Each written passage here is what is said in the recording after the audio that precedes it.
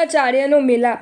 ધૃતરાષ્ટ્રના 100 પુત્રો, 5 પાંડવો અને સારથી પુત્ર કર્ણ એ સર્વે એકઠા થઈ હંમેશા ખેલતા હતા. છલ કરવામાં ચતુર એવો દુર્યોધન ખેલવામાં સરળ હૃદયવાળા પાંડુ પુત્રોને હંમેશા ઠગતો હતો. સ્વભાવથી બલવાન એવો ભીમ કૌરવોની પ્રત્યક્ષ માયા જોઈ તેઓને કૂટતો અને પોતાના બળ વડે તેઓને ત્રાસ પમાડતો હતો. તેઓ છલ કરી ભીમ ઊંઘી જતો ત્યારે તેને બાંધીને જળમાં નાખી દેતા, પણ જ્યારે ભીમ જાગતો ત્યારે અતિ દુર્મત થઈ બંધનના દોરડાઓને તોડી નાખતો. દુર્યોધન ક્રોધથી હંમેશા ભીમનો તિરસ્કાર કરતો અને ભીમ પણ સદા ભુજા દબાવીને તેનો પરાભવ કરતો હતો. દુષ્ટ બુદ્ધિવાળો દુર્યોધન ભીમને ભોજનમાં વિષ આપતો, પણ તેના પુણ્ય યોગે તે અમૃત થઈ જતું હતું. દુર્યોધન ભીમને માટે જે જે ઉપદ્રવ કરતો તે કુપાત્રમાં આપેલા દાનની જેમ વ્યર્થ થઈ જતા હતા. આ 100 કૌરવ, 5 પાંડવો અને સૂત પુત્ર કર્ણ એ સર્વેએ પિતાની આજ્ઞાથી કૃપાચાર્ય નામના ગુરુ પાસેથી સર્વ વિદ્યા સંપાદન કરી. તેઓમાં પ્રજ્ઞા ગુણથી કર્ણ અને અર્જુન વિશેષ શીખ્યા. તેથી કૃતજ્ઞ એવો દુર્યોધન તેમની ઉપર નિઃશંકપણે દ્વેષ કરવા લાગ્યો. એક વખતે તેઓ અન્નાધ્યાયનના દિવસે ક્રીડા કરતા હતા. તે સમયે તેમનો કંદૂક એક મોટા ખાડામાં પડી ગયો. તેને બહાર કાઢવામાં સર્વે નિરુપાય થયા. તેવામાં અશ્વત્થામા નામના પુત્ર સહિત ધનુર્વેતાઓમાં અગ્રસેર એવા દ્રોણાચાર્ય ત્યાં આવી ચડ્યા. તેમણે કુમારોને પૂછ્યું કે તમે આ ખાડાની આસપાસ એકઠા થઈને કેમ ઊભા છો? તેઓએ કહ્યું કે આ કૂવામાં અમારો કીડાકુંડ બોલ પડી ગયો છે. તે સાંભળી દ્રોણે એક પછી એક બાણો પરોવીને કંદૂકને ખાડામાંથી બહાર કાઢ્યો. તેમની આવી કળા હસ્ત લાઘવતા જાણી ભીષ્મે કૃપાચાર્યની આજ્ઞાથી ધનુર્વેદ શીખવવાને માટે સર્વ રાજકુમારો દ્રોણાચાર્યને અર્પણ કર્યા. તેઓમાં કર્ણ વધારે હોશિયાર થયો અને ઇન્દ્રપુત્ર અર્જુન તેનાથી પણ વધારે પ્રવીણ થયો. તે બધા કુમારોમાં વિનયમાં, વિક્રમમાં અને શૌર્યમાં સર્વથી અધિક જોઈને દ્રોણે અર્જુનને બહુમાન આપવા માંડ્યું. એક વખતે શિષ્યોની સાથે યમુના નદીમાં આનંદપૂર્વક રમતા દ્રોણાચાર્યનો એક પગ કોઈ જળજંતુએ આકર્ષ્યો. જો કે દ્રોણાચાર્ય પગ છોડાવવા શક્તિમાન હતા, તથાપિ શિષ્યોનો વિનય જાણવાની ઈચ્છાએ તેઓને માટે મોટે સ્વરે પોકાર કર્યો. તે સાંભળ્યા છતાં સર્વે ઉદાસીન થઈને બેસા રહ્યા.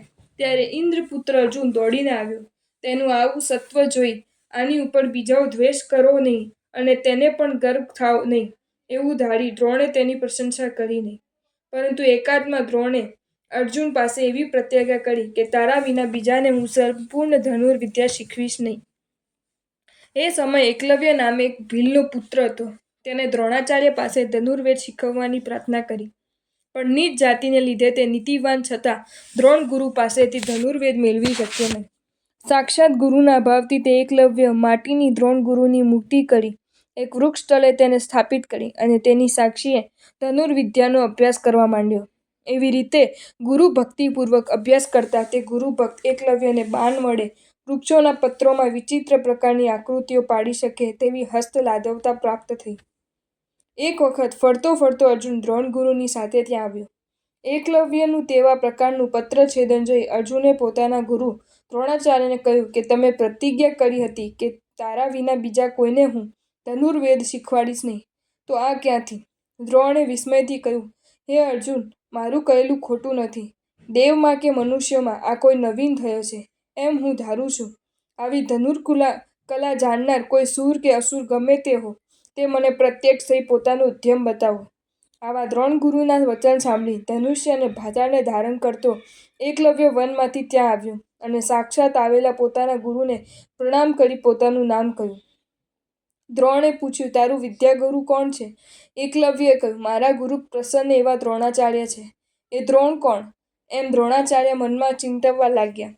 તે સમયે એ ધનુર્ધારી એકલવ્ય પૂર્વ વૃત્તાંત કહી દ્રોણાચાર્યની મુક્તિકામયે મૂર્તિ બતાવી. ત્યાં પોતાની પ્રતિમાને જોઈને આ અર્જુનથી શ્રેષ્ઠ ન થયો એવું ધારી દ્રોણે ગુરુ દક્ષિણામાં તેનો જમણો અંગૂઠો માંગી લીધો.